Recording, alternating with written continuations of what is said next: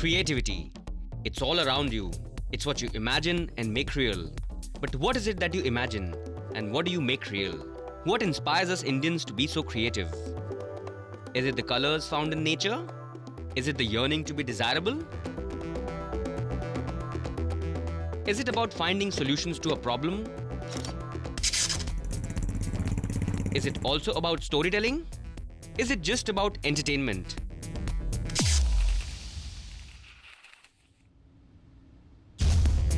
Is it love, passion, innovation, or more?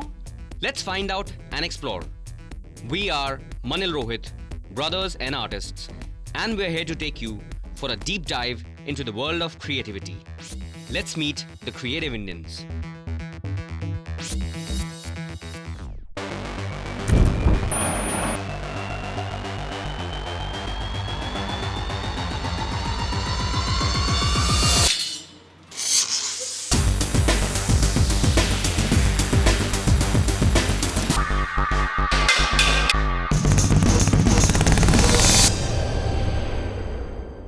Rajputana custom motorcycles essentially is a serious hobby which is run by a team of about 12 people. Motorcycling is a lot of different things to a lot of different people. For us, it has a few facets to it, where building bikes is, it tickles your mind and it's a complex process, you know, like trying to decide what it should look like and how you want to execute that idea essentially. But at the same time, riding a bike is a different thing, racing one is a different thing. It could be leisure, it could be character building, therapeutic for you if need be. So motorcycle is a lot of things to a lot of people. And it's all of the above for us. It's work, it's chill, it's, you know, it's everything.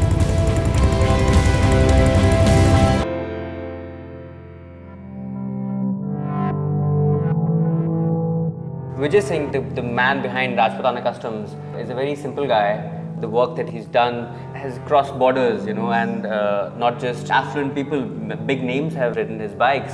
I think it's also a very niche segment, you know, like bike modification. There aren't too many modifiers.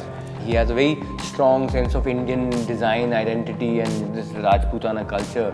Yeah, and also the fact that he does not boast of a very huge body of work as bikes and customization. Yeah, very young. Like the second bike was taken by John Abraham, and he's got some very unique designs going, and let's explore that. Yeah, and he's the one. He's the creative Indian. We're here for looking forward.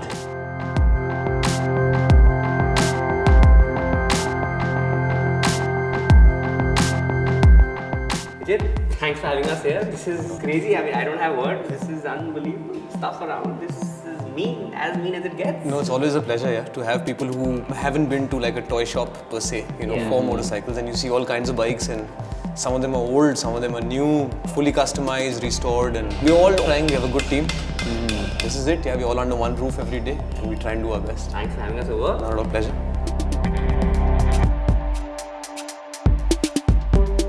Vijay, if I have to break it down and I want to understand, are you a biker first or a bike designer first? 100% biker first. The first thing you learn about bikes is riding a cycle, then moving on to a motorcycle, getting used to two wheels. I mean, that's what speaks to you the most. It's the purest part. So yeah, being a biker ride is the first thing. Then designing bikes or visualizing them in a certain way, that all comes later. That's part of my job. But it is also something that I really do enjoy doing. It's actually a mandate. You're saying that you have to first be a biker to actually be, you know, fall in love with them so that you can design them. I guess so. I mean, it's that simple. If you don't love women, there's no point marrying one. You know? So you have to understand them, get to know them, appreciate them, and then find one which really suits you. Like, you know. True. So, but when was the first time you fell in love with a bike? Dad built me my first bike when I was about 7 years old. It was a BSA 50cc, and he taught me how to ride in the dirt.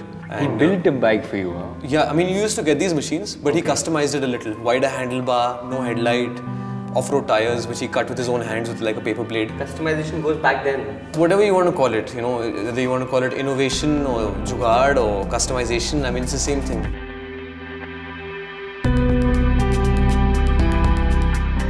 What most interesting thing that I see here is that most of the things that you do are very hands-on. Does that go back to how it all started for you? No machinery, no hi-fi equipment. It's all hands-on. You know? It's very organic. Yeah, in the way that the more I develop in my visualization process, whether my boys that work with me, their skill gets better. I have better engineering, better metal fabrication, better understanding of the stance and lines and proportions of a bike. True. So we're still honing our skills. We're looking for exciting projects, challenging projects. So it is an organic process. It goes back to the very essence that is not pre-planned. I don't structure things too much. I don't restrict myself. And that's how these bikes are built. Sometimes it takes 6 months, sometimes it takes 2 years.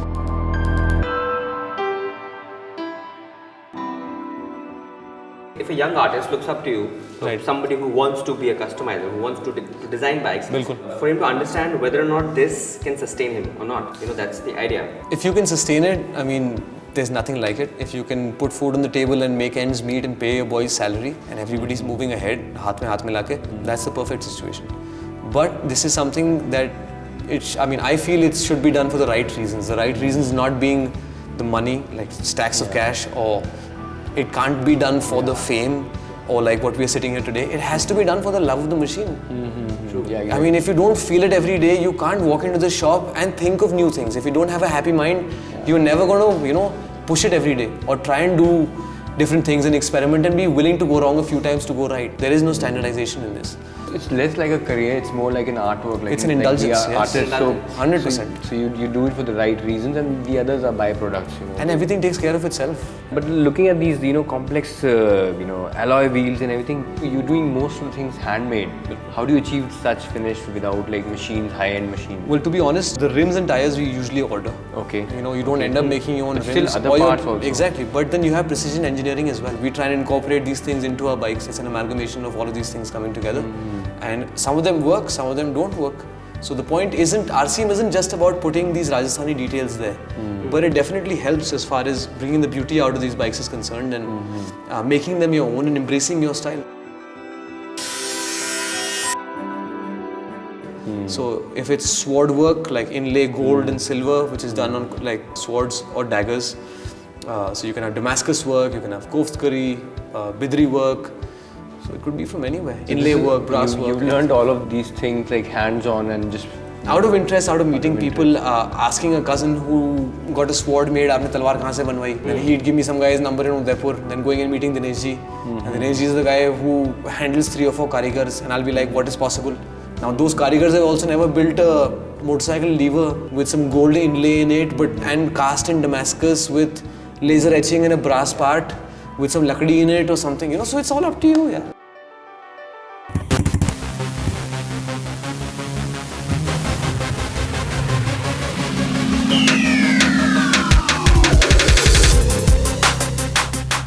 Vijay, when a client comes to you with an idea that this is what I want with my bike, how do you actually take that bike of his and transform it into a piece of art like this? It's a very organic process. Like I said, I don't know how to really sketch and do like computer assisted design. So we work with a reference image. You don't know a sketch? I can't. I don't know how to sketch. Wow. So I try and understand what it is that you might want. Like say you want a bike. Do you have an old school taste, new school? Is it more jaggedy and more sharp edges and long and loud? Or is it going to be round and more subtle or something? So then you take the ideas essentially and you take a reference image and then it's a very organic process of building. So the transformation happens, that idea meets execution. And before you know it, the bike, regular looking Royal Enfield 500 has been transformed into a cafe racer or a scrambler or a chopper or a bobber.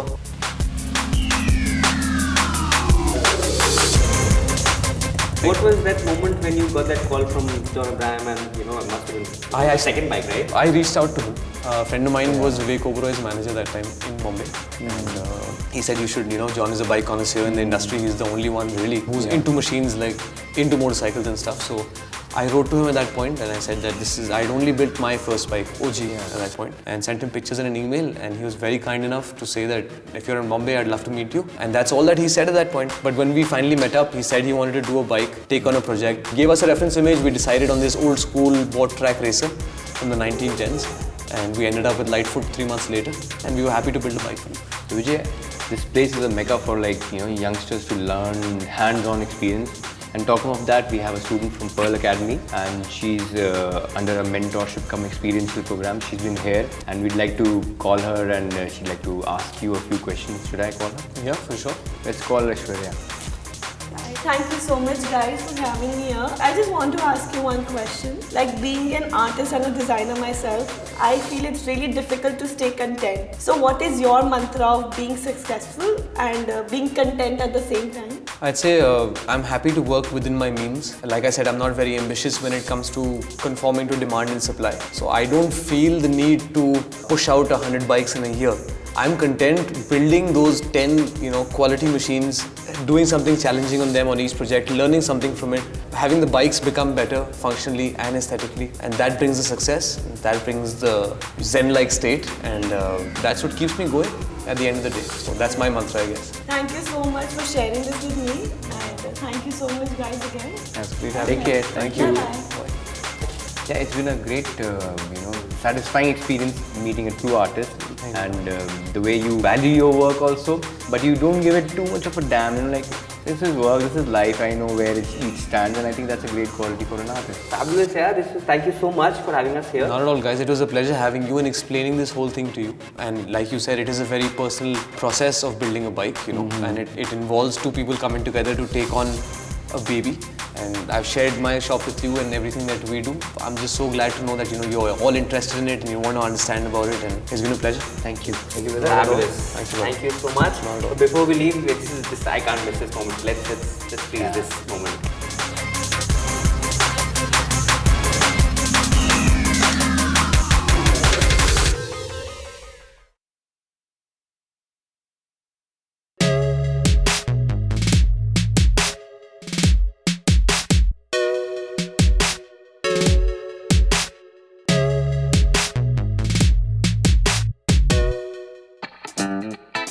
Dirty Hands for us is like a lifeline. So it's a space where we can do whatever we like.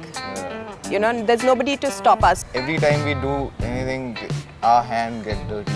So that's why it's known as Dirty Hand. We work with Silicone Prosthetics, and when we started working with Silicone, it was just a sculpture piece, a mannequin. The work in Dirty Hands is very, very contrasting. You see us making a Mahaguru, a Jain Guru on one side, and on the other side you see us working on a horror film. So it's something like that. We just are creators.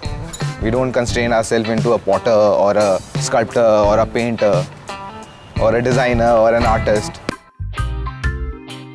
Dirty Hands, the collaborative duo of Zubi Johal and Rajiv Subba, it's an art form which is absolutely very new in India. And it's a very niche segment. And the very reason they're blurring the boundaries between art, design, aesthetics, prosthetics, and technology, and science and medicine, so that makes them a great learning source. Hence, they are the creative Indians that we are really keen to explore.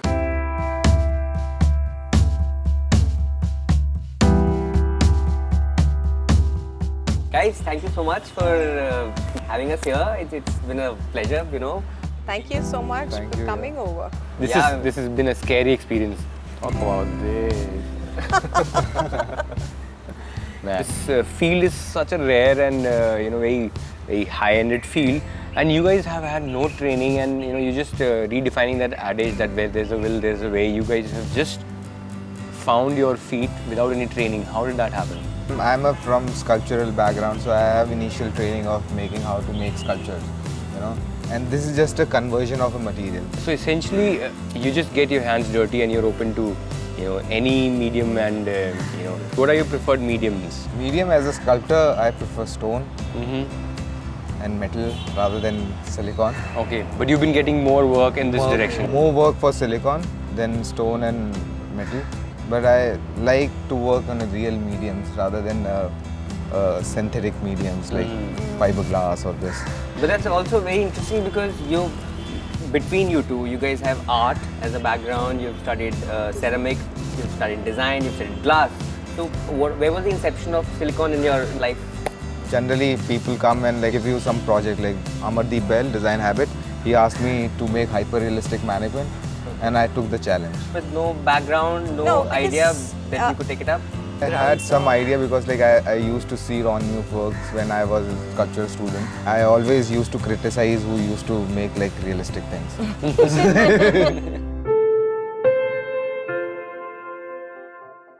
So what are the main areas where your skills and this material is used? I think one is the museums where you recreate these eras and people sitting. When we see all those people, they are made of silicone. One is that, second is medical prosthetics, third is movie industries, again a prosthetics. Give me some Special example. effect, special effect makeup. For example, like we did Gangs of Wasipur. What? So He did the belly? belly, Yes, the we belly, made Rajputana all the pregnant. cuts Yeah, covered. exactly. Wow. Okay. There was something in Finding Fanny also. Yeah, Yes, we made the cat. That was not a real cat. No, that was not a real And a cat. Pankaj Kapoor dummy.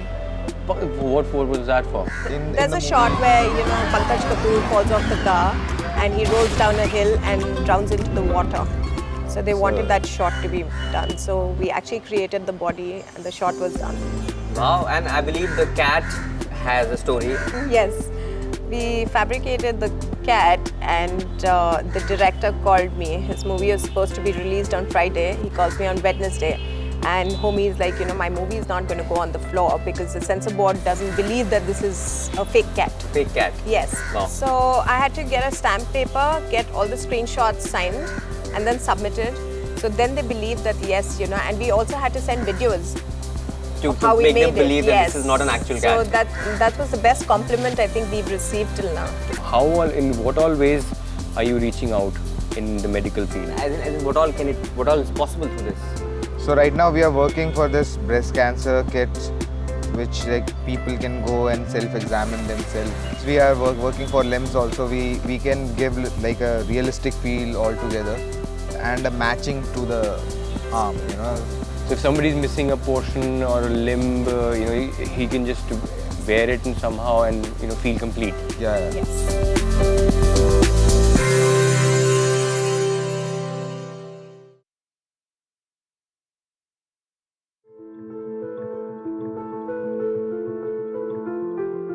I also want to understand that a young artist, I'm sure a lot of people look up to you now. You guys are the torchbearers of this movement. How would somebody looking up to you feel that this is sustainable? It is sustainable because the amount of money that you gain from it on financial basis keeps you at a put.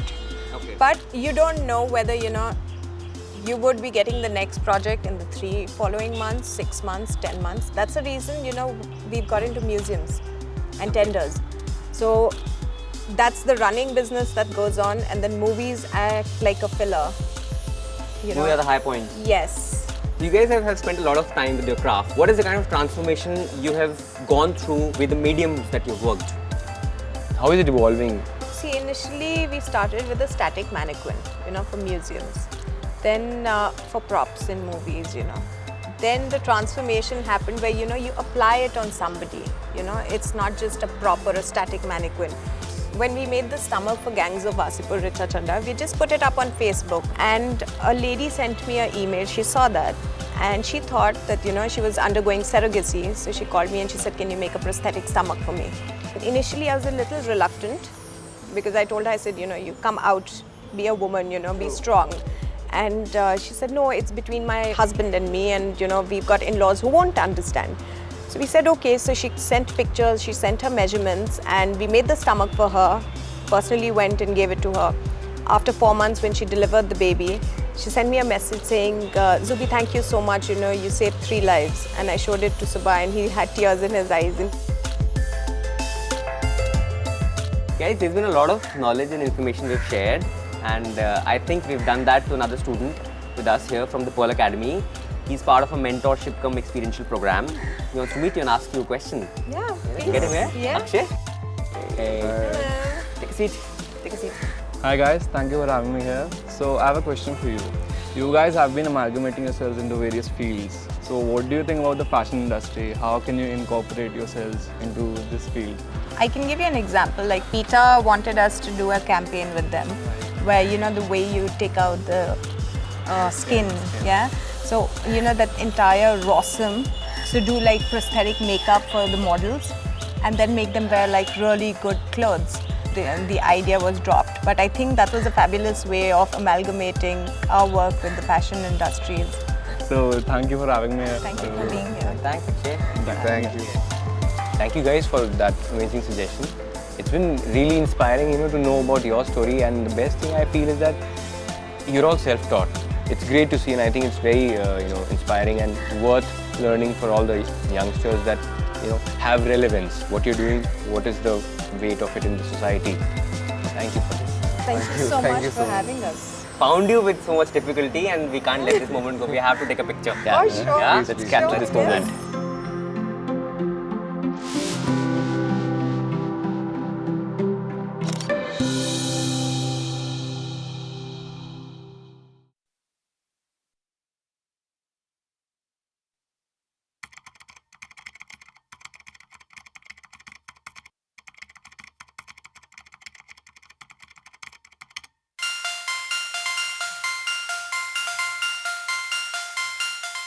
Behroopiya was actually started by Rishi as a platform primarily to promote creativity. It's actually the passion for the craft of theatre. And specifically, where we try and target the working professionals who do not get enough time to go and pursue their passion during their working times. Again, the idea was that in our daily lives, we put on an act, we kind of enact someone which we are not. Here, there's a platform where you can be someone else and bring your creativity to it. So it's actually Behroopiya not just in terms of the physical attire or the outside attire, it's also from inside. Maybe today you want to feel like a villain.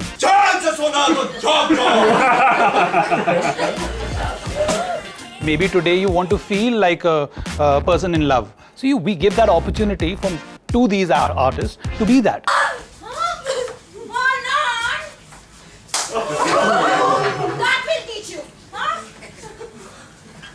Our core difference is that we want to entertain people.